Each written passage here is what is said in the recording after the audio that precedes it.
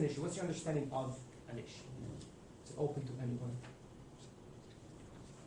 Jay? Like the subject you study, like laser eye surgery, and why people would consider it, like what are some side effects of it, basically?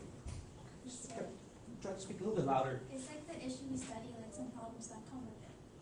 Okay, so what makes, let's say, laser eye surgery an issue? That there is a lot of side effects that people don't know about. Okay, all right. Okay, so an issue is that so there's a lot of side effects about laser eye surgery that people do not know about. Who would be in favor of, let's say, laser eye surgery? The doctors and surgeons, I guess, that make the money off of candidates. Sure. Get laser eye surgery. And who do you think might be opposed to laser eye surgery? Okay, I'll give somebody else a chance. Thank you, Jeff. Harper. People that would be opposed would be like scientists that know the effects and whatnot. Like people that have actually researched it. Like to say you were like you wanted to get it, but then you decided to research it. And you found all these side effects. So certain groups that are trying to expose some of the negative side effects of, let's say, in this case, laser eye surgery.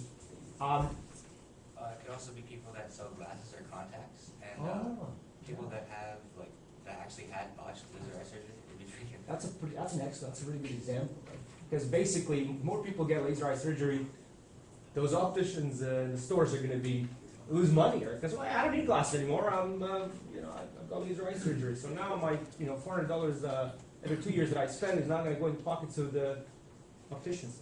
So clearly, an issue that has there are two kind of sides to it, right? Makes it a controversy.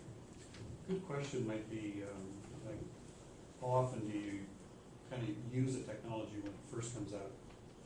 Or do you kind of wait until it's had a few years of use in the public and some of the problems are worked out? So do you tend to jump on the bandwagon and sort of buy a technology right away? Like buy eye surgery or whatever? Yeah. I think it depends because like for Apple, like iPads and iPods, I would never buy one because there's always a new one coming out, and then like once you get this like 3 generation, the 4 comes out, and like the 5's gonna come out, and then it just seems old, and more people are gonna buy it. It's a waste of money.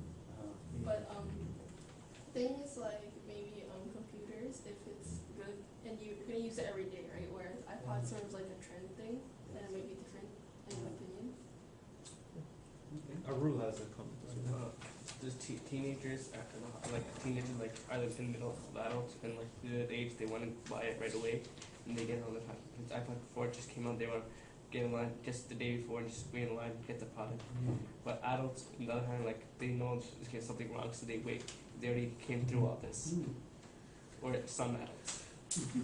Comes with experience, I guess. Is that a unanimous opinion here that most teenagers would want to jump in on at the beginning of any new product? Like brand new that's never been out? Can we have a show of hands? How many of you would jump on a new product that just has been advertised? Just be honest. If you okay. I would only do it if I had the money. Yeah. Makes sense. Yeah. If you got the money and you're like, all right, I'll go buy, no problem. One of the groups here did a really good job on advertising in the semiotics. Who was it? Can you just identify yourselves? Put your hand up. Who did the advertising here of the last STSE issue? Okay, so this side over here. Yeah, I mean that's part of it is how advertising plays into this whole consumerism and how teenagers are targeted by these companies to basically purchase an item that comes right away. Okay. There's a good question here. To what extent do human emotions versus logic influence this project? And this was a question that people had. Were a little bit confused about. At least yesterday, I had a few of you ask me, what does that mean? So I'm really curious about this one right here. So to what extent, again, do human emotions versus logic influence research informed STSE activism? I have 2 people here with their hands up, and I'm trying to maybe give a few other people a chance here.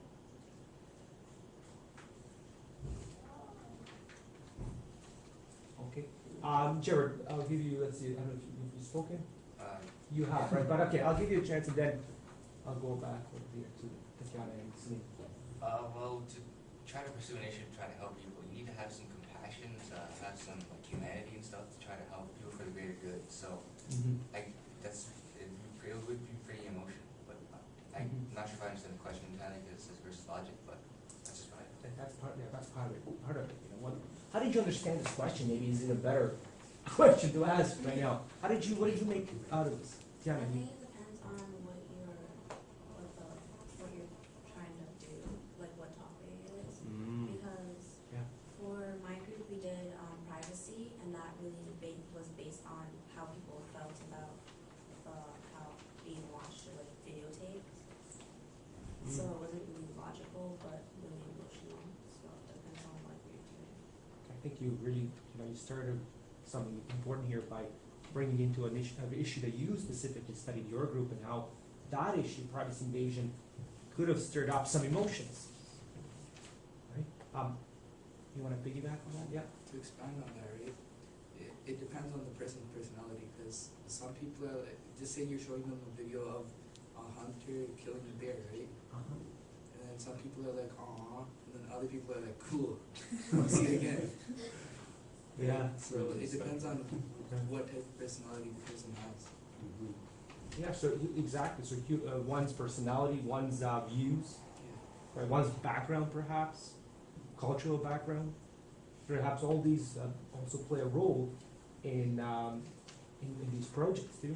I'm curious. So the rating. I know I'm trying to. A lot of great questions here. Maybe I'll just move to this one. So I feel like I'm not giving due diligence to each of these questions. I mean, this can really be a 2-hour conversation on its own. But again, I'm trying to stick with the time here. Let's get into the research a little bit here. A large part of these projects. Can I Yeah, actually please. interject Sure. while we're still on the issues? Yeah. Yeah. Why act on them? I mean, the ultimate goal here is to look at an issue, do your research, and then take an action. But why take the action? Because the teacher said so? Or, what are some reasons why one might want to take action on these issues? Yeah. Monique, maybe you have. I think after you've done like the research, because you have to do the project anyway, so once you've done some of the research and you actually get to know like how people are influenced or like some of the conflicts that could like be happening, like if people are getting laser eye surgery for example and they're like losing their vision even more or something like that, I don't know, then you would want other people to know, so like people don't waste your money on that, and just kind of like you kind of as you research something, you just kind of want to make more people aware of what's happening. It just, I don't know, I guess maybe not everyone, but for me that's how it would be. Interesting. Other reasons to act. You wanna, okay, Christian.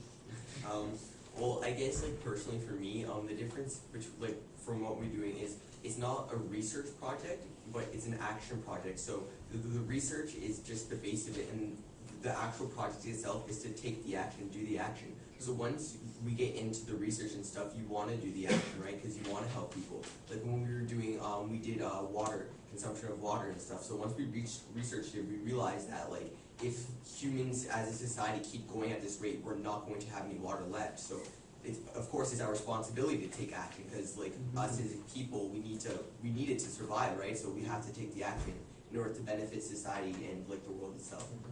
An interesting thing around this is use the word responsibility, which is an extremely important word. Obviously, we are all connected to each other, and so we benefit from each other, and we can harm each other. So we're all connected. But one of the children, actually, a 12-year-old that I interviewed in Montreal, I also do this project in Montreal, said, "Well, it was your generation that created all this problem. So why should our generation not have it?" Well, that's easy because our generation's the ones that are getting affected by it. So by the time the water consumption actually we're running out, that generation will probably be gone. So we're the ones that we're no offense or anything like that, but we're the ones that have the problem. So we might as well solve it. Otherwise, we'll be screwed. Interesting. Yeah. I mean, that's a reason that often is given, that we have to do these things because of the future generations. Yes. In a sense that you're saying that involves me as I grow up. Right? Yeah. Cool. Anyone else? perhaps to add on that, why we need to, It's last one? also partially like your emotions on like the subject. If Uh-huh. you're really like moved by what it is, then you might start to act on it and not just see it as a project, but something that affects you and yourself. Like with optics, it was more open-ended and it was more human, like emotion-based, like the privacy and the advertisement and consumerism. That was all sort of personal. Whereas climate change was like fact, and then it was like this is what's happening and this is a problem, and then people can act on it or they cannot. And whereas optics, it's like this is happening. You can choose. It's not really. Some people might not see it as a problem, so they might not act on it. So what I'm hearing is that sometimes your personal connection to an issue might be a motivator for you to act as well, which makes sense. If I am more personally connected to an issue that I'm studying, then I will be more compelled to go ahead and take action to raise awareness about that issue. Yeah, do you mind me interrupting? What came to mind was that sometimes, I've seen this research that, of course, there's people who are at one end of the spectrum who are introverts, and at the other end of the spectrum who are extroverts. So people who like to just keep to themselves and do their own thing versus people who are very social and they like to be in public and kind of get other people to do things. So is that a big factor that you've noticed within this work? That it depends on your personality, whether you're an introvert or an extrovert or somewhere in between? With this, I'm not really a social person. After this, I got to know people, like to tell people. So this got me more leadership skills. Okay, so it doesn't. You may start out one way, but end up another. Cool. Yes. I think you do have to kind of be like, for some things for some actions that people took, you would have to kind of be more of an extrovert, because others, they went to like directly to people, give them the brochures, and Right. it can be kind of nerve-wracking, I guess, or you can be kind of nervous doing that. Yeah. Whereas some people, they kind of just took an inside route, sort of, just like made a video on YouTube, or all we did was just write some stuff out. It may or may not be doing the YouTube, going that YouTube route may be still effective, because in a sense you can affect a lot of people even though you're not directly interacting with them. So I don't know whether it matters whether you're introvert or extrovert. So it's an interesting question. I don't know the answer to this. So something you might want to think about. Am I an introvert or an extrovert, and does that really matter in terms of how I take action? I'm not sure. I actually just thought of this. Yeah. Yeah. I mean, I don't know. Logically, to me, I would imagine. Kyle, you have something to say. I think there's a role for both of them. Like, I forget how that saying goes, but it's like can't stand on like the shoulders of giants alone or something like that. So it's like the giants would be like the people actually going out and talking to people and like being more aggressive to people, and then the people actually in the background doing a lot of the work. Well, that's an excellent point that you brought up. Yeah, I think that really is a good closing statement there on that question you asked, because it's almost saying that there's a role for both. That the people who are more introverted can be the people who are behind the scenes, right, doing some of the important research, perhaps, right, and the people who are taking the action can also be the people that are, like you said, the more aggressive, the ones that. But both are needed. But this point is important too, that one can change. That's right. You can become more That's or maybe yeah. you've been scared off by all the interactions and become more introverted. Yeah, and especially at the age that you guys are at, right, when you're still, of course, in the formation stage of your personalities, and you're still growing and developing. Okay, if we can get into some of the research questions right now, and I might have to just select a few here for the sake of time. There are two that I'm really interested in here. One is how confident are you in designing a valid study at this point? And the reason that question is important is the next stage is of STSE Activism in biology is for you to take more control over designing a study. Now, you did have, I would say, still a significant amount of control in the last unit, where I didn't really give you the survey. You developed most of the questions yourself. So how confident are you right now in designing a valid study?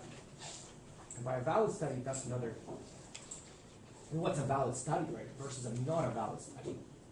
So maybe we'll start off with that. What do I mean, or what do you think we mean by a valid study? I'd like to hear, I'm hearing from the same people here. And this is almost like the question that you asked, extroverts versus introverts, right? If I can hear maybe from somebody else, I don't like to pick on anyone, but I am going to. Remember, you do have a right to pass if you do not really feel confident. Can I ask Prabjot perhaps to comment on that? So what do I, what is a valid study for you? I think that a valid study would be like something that would help what the issue that you're doing, and be help you to come up with some information for it and to support it, rather than like another study that doesn't really like kind of contribute to what you're studying. Like, kind of like, you know how everybody has different topics? Like maybe somebody studied for, let's say, laser eye surgery wouldn't be like valid for me because I was doing something on privacy. So I think it depends on All right. your What are the elements? Now we're talking, when I'm talking about study here, we're talking about a correlation study, right? Something that you've done, that you're designing your surveys and your work, you know. So what are some of the elements, I guess, of a valid study? What are the requirements? You have to say, this study is valid because it has the following points. So what are some of those elements in a valid study? Oh, we didn't have to shoot more people okay. All right, so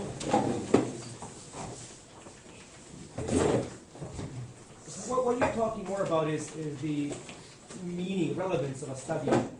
But I'm curious about elements of a valid study. What makes a study a valid study?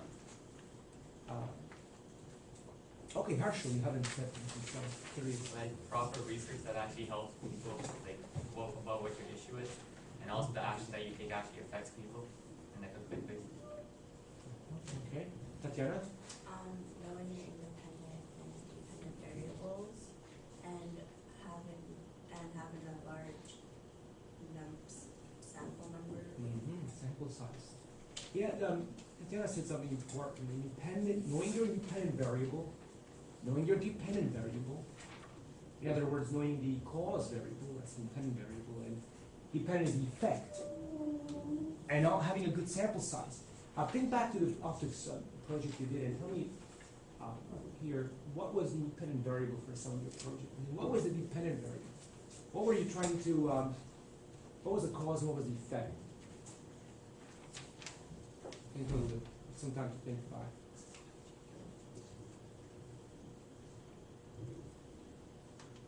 Yeah, because you kind of brought that up. So because migrated privacy, so our cause was the age of teenagers and adults, and then the effect was pretty much how the difference between how they felt about it.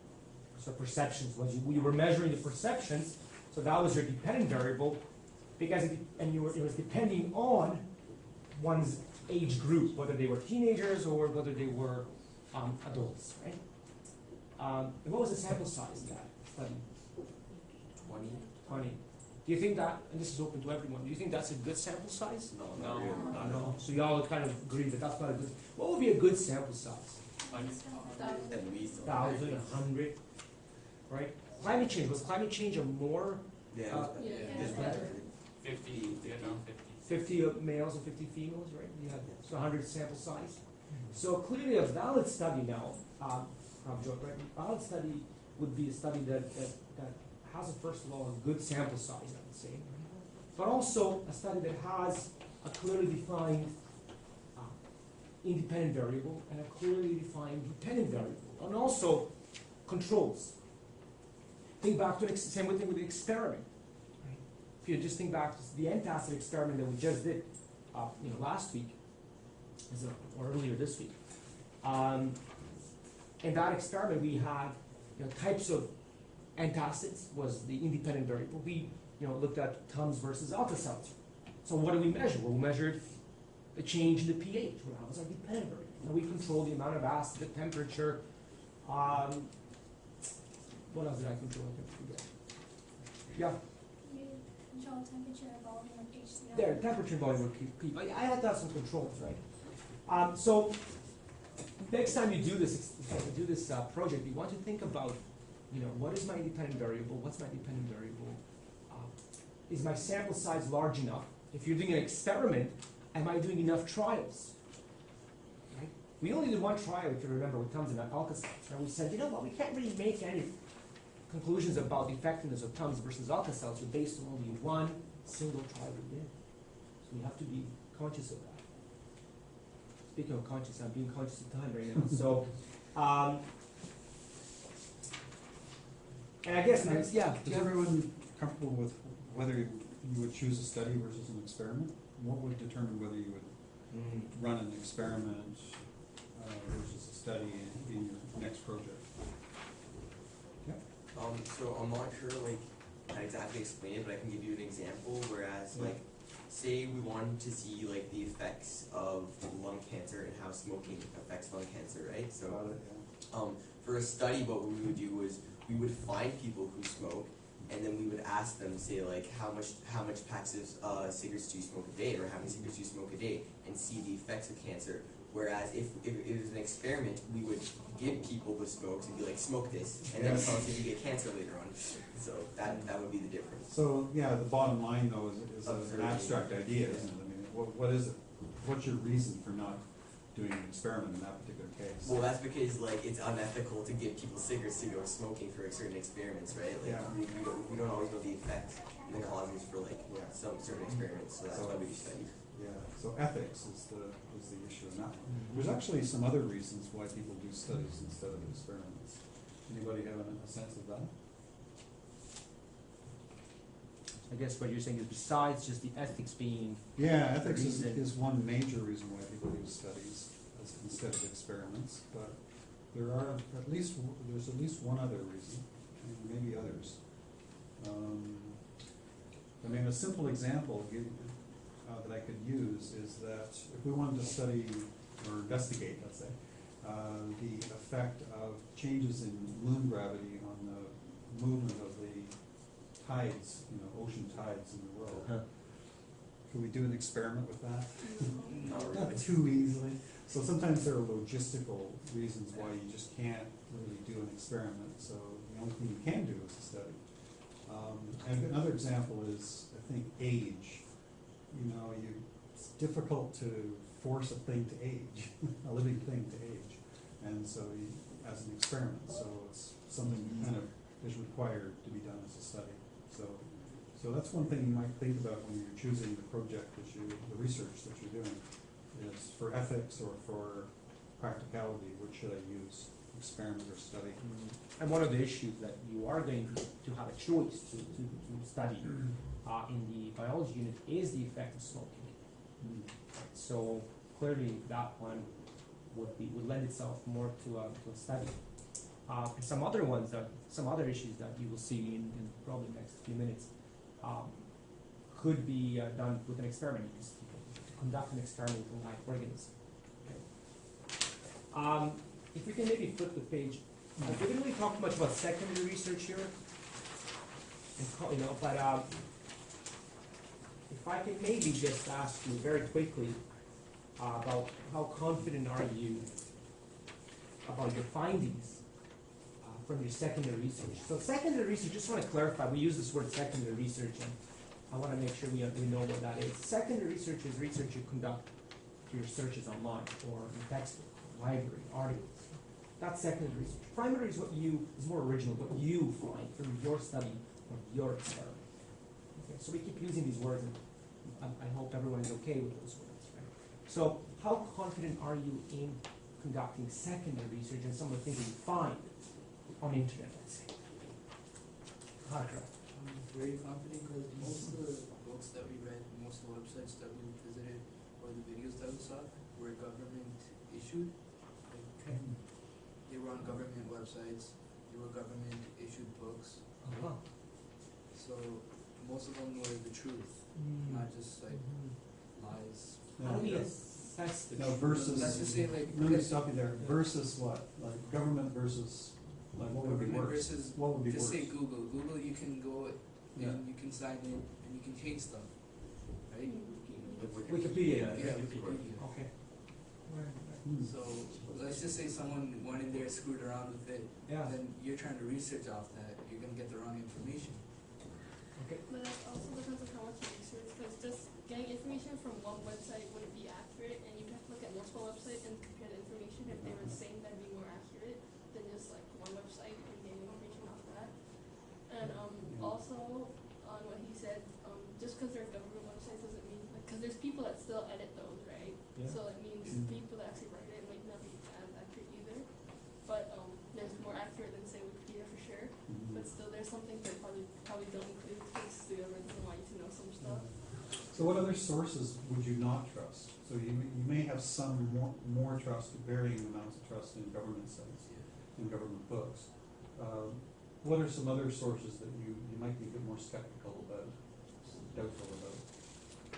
So it's like that anyone can write on, that anyone can have really Oh, access yes. to. Yeah, like Yeah. Wikipedia, yeah. Like, Would you? Yeah. Sorry. No. Go ahead. No, go ahead. I'll go. Company sites, like, they just want to sell their, like, without I searched within this project, Oh, yeah. and I just searched problem. The first few were all like ad from companies. First few, like, when you search on Google, the first few links were all just company site stuff. So certain companies, I guess, would they have an interest, right? So their interest is to sell the product, and they will always try to write information in favor of selling the particular product, right? And maybe not disclose some of the possible harmful effects that product might cause for the well-being of the individual, society, their environment. What about social networks and ask.com or right? Sometimes you Google something and there's all these things and you go, oh, okay, answer.com seems to be a good one. And there's some some guy called Tom and Jerry, and they're answering. I love that show. Yeah, okay. Kyle. I'd say people in general. Yeah. Like, 'cause you can't always trust what people say, right? It's always good to have background research on stuff. So like, if you go up and like maybe like ask your parents, like you don't know if they're right or not, you don't know that kind of stuff. That's like maybe ask like a teacher or something like that knows about it.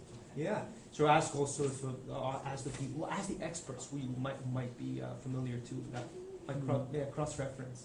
But doesn't that challenge the idea that you're doing research, and yet you may not be considered an expert? I don't know. Do you think of yourself as a reliable source after you've done your research? See what I'm saying? Like as opposed to like a professional scientist or whatever. No, it just think you'd be more knowledgeable than Yeah. most. You wouldn't be an expert, but you wouldn't be. Yeah, it's a scale, on a Yeah. scale. Yeah.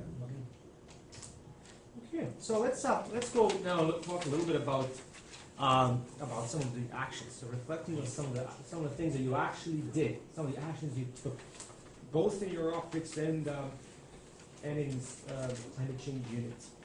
The first question I have here is: to what extent did your secondary and/or primary research motivate or direct your actions?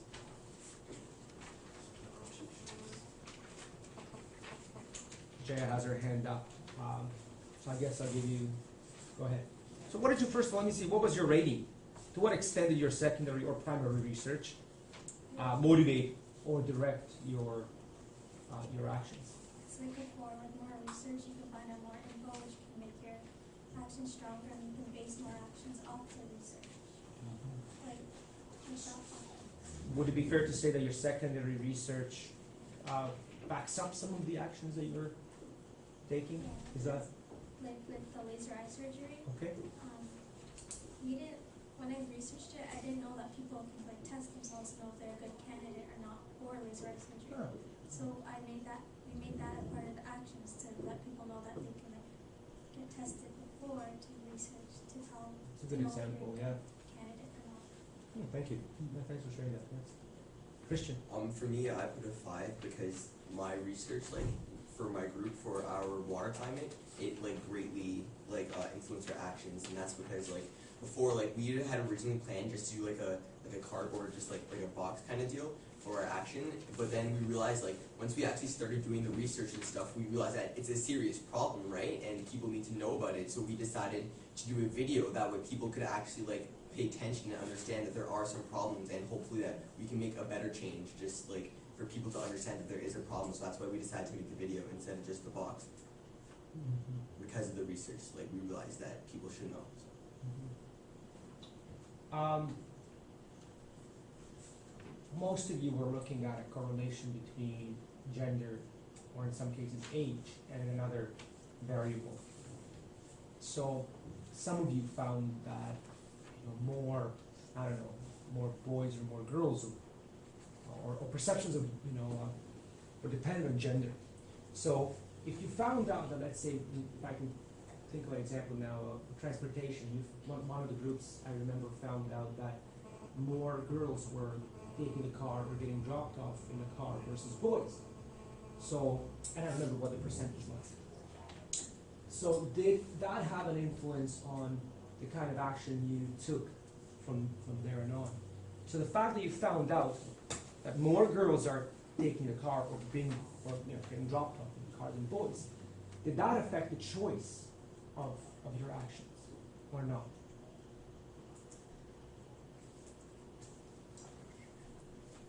Just I'm curious, who was doing modes of transportation and climate change?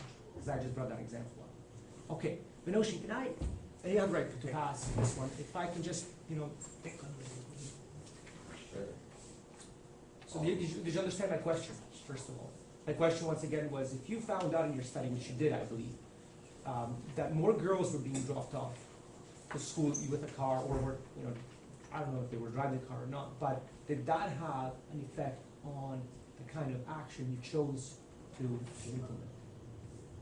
It kind of depends. Like, it's their personality type of thing. It's like, for example, the world. We have to look at everything around the world. So, like, more cars are being used and more CO2. Okay, but think about the action. What was the action your group took? Correlation difference between cars and gender transportation. Okay, what was the action that you implemented to address that? And then you can consult with your group. We created a YouTube video. Okay, so creating a YouTube video, was a YouTube video in any way directed towards females rather than males? We did state that. Okay. And they made fun of us. We stated that, well, I guess we kind of made fun of, that girls tend to go in the car more than guys, so that was a little bit, we focused on that a little bit in the video, but overall, the choice to put it on YouTube wasn't really, like, directed towards females, because everyone was on YouTube. Okay. That's what I'm trying to. But related to that, what you put in the video may have had something to do with the fact that girls were dropped off more. Is that the case, or? That girls, they go to school more often in their car than guys, like 20%. Did you put that in the video though? Yeah. Okay. Partial. I think like if more girls take the car to school and you want to do like an action, it should be like done in like a kind of like a girlish way. Like so maybe like more not like a girlish way, but like a way that girls would be interested in it. But like not like something like interested in like in games or something, because girls are not like interested in games. But when you do your action, it should be like something that girls are interested in. So like they will pay more attention. But if it's like the other way, like boys are taking more cars, then you should do something like that boys are interested in. Okay, so that's Hannah. You have your hand up. Yeah. But sometimes girls can't help it because it's their parents' also choice that they don't want them to walk, because there's like a chance of getting kidnapped and raped for girls. They're more attractive. They're more attractive. Oh, okay, they're on it. And like, no, it's not only because girls don't want their hair to get ruined, it's because they don't have a choice. Because their parents are like. So it's almost like maybe we have to take actions to the parents as well, in the groups. And I am going to try to bring this to a close right now, because I do want to move on to the next activity, which is to introduce you to your biology STSE Activism project. Yes, yeah. Larry really wants to ask one. A little burning question. I was talking to one of the groups about this, but when you're trying to carry out your action, sometimes you can do what might be called a shotgun effect, where you just send your ideas out there to anyone who might listen, versus you know, targeting at particular groups. Now, we just talked about targeting at females or whatever the research says, but one of the targets could be people who have, or groups who have more power. So it really could affect more change that you really want to see happen. So to what extent did you direct your actions at groups or people who could actually affect a change? You know? Yep. And you want to direct your action towards like maybe popular people like celebrities, because Oh yeah. when they say something, like people actually listen to that, but like, otherwise like someone like a rich businessman or like a scientist, like people like not interested in that, but when like a popular trend or like a popular person says something, then they'll listen to it. Isn't that interesting, eh? If Lady Gaga Google beats something, everyone's all over it. It's amazing. Is that something you could do though? I mean, Yes, this is could you get to popular like entertainers or Yeah, but if whatever? you have like a big group, Yeah. then Sorry? if you have like a lot of people behind you, like supporting your thing, Yeah. I think then you can get to popular people. Huh. Monique. It's kind of like how that Coney thing spread. It was like Yeah. all over the internet, and like a large group of people kind of spread it, and they're like it's all over Facebook, all over Twitter, everything. So it's like, I don't know, and like things like I don't remember his name, but he's like the teenager that, and he, I don't know, never mind. I'm not gonna go into that because it's gonna confuse everybody. But it's kind of like, even if you're like a teenager, like sometimes teenagers can do a lot of things as long as there's like a large group behind them. Because like if everyone tweets like some celebrity like Lady Gaga, like, oh my God, check out this video or something, like I really want to spread the word, like it's an important issue, then they might actually listen, because not only is it publicity for them because they're like helping out teenagers that can't help themselves, but it's also like getting other people that like around the world to like be more aware about the issues and stuff. Besides, if I can ask, besides popular media, and I think that's you brought up a really, really good point, and there's a lot of examples out there right now where you know, we call this digital activism, right? Where something like Coney video that you brought up really went viral within days. I remember watching it when it had just a couple thousand hits on it, and the next day it was in millions already. So that's really interesting how that. Now the next question is, I mean, one can ask, does it really have an effect as well? Just because it goes viral doesn't mean it's addressing the issue, or is it just because so many people are interested in it? There's a difference between people who just go and click and watch something and people who actually go and do something because they watch it, right? I mean, I can go ahead and watch with you, but did I do anything to you know, contribute to or help a particular cause with regards to Coney? I really didn't, except maybe, or maybe I can say I did because I talked to you about it, right? I made you more aware of that as well. But besides popular media, what other powerful groups that are within your reach, perhaps, can you in future now target your actions towards? I'm gonna try to ask somebody again. I'm gonna right to pass. But Nina, what do you, besides popular media, who else do you think we might try to target? People in authority, Now, who would be people in authority? the mayor of Brampton. Oh, okay. So what might you, how might you direct an action towards the mayor of Brampton? In what form? Write a letter to them. Okay, there we go. Okay, so writing a letter to a mayor about what? Let's maybe give an example. What would you, why would you want to write a letter to a mayor? What would be one issue that might be worthwhile writing a letter to a mayor? And again, you've got to start it out, so I'm not gonna, if you want to pass them down, that's okay. You have the right, sure, you have the right to pass, yeah. Let's just say this entire class gets together, writes a letter each. So rather than just sending one sheet of paper, we send 24. Sure, yeah. Right? And then it's the same thing. And the mayor will probably read all of them, right? And then they'll know what to do. For example, shark fins, right? They were banned in Mississauga. They were banned in Toronto.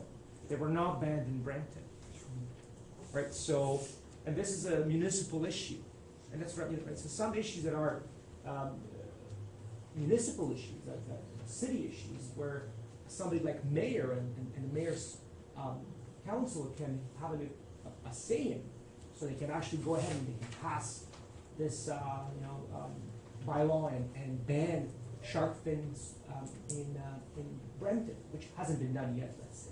But Mississauga has, so has Toronto. So this will be an issue that could, be one that you write a letter to a city mayor